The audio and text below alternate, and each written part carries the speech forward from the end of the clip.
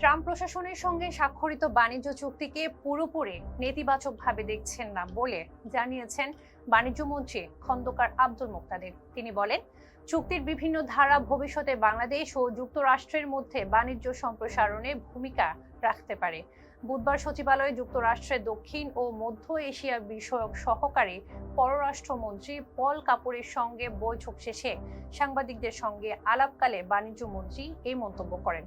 খন্দকার আব্দুল মুক্তাদির বলেন, বাণিজ্য চুক্তির অনেকগুলো দিক রয়েছে যা ইতিবাচক ফল বয়ে আনতে পারে, তবে চুক্তিতে যদি কোনো খারাপ বা অসুবিধাজনক ধারা থাকে তা সরকারকে চিহ্নিত করে দেখাতে হবে। তিনি আরও জানান, কোনো ধারা অসঙ্গত মনে হলে তা নিয়ে দর কষাকষির সুযোগ রয়েছে এবং সরকার প্রয়োজনীয় পদক্ষেপ নেবে।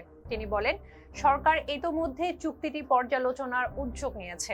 জাতীয় স্বার্থকে অগ্রাধিকার দিয়েই এই বিষয়ে সিদ্ধান্ত নেওয়া হবে।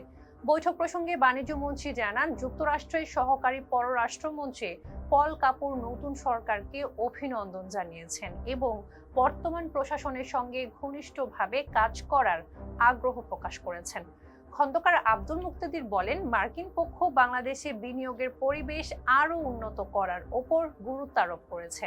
বিশেষ করে নন ট্যারিফ বাধাগুলো দূর করতে নতুন সরকারের প্রতি আহ্বান জানিয়েছেন পল কাপুর।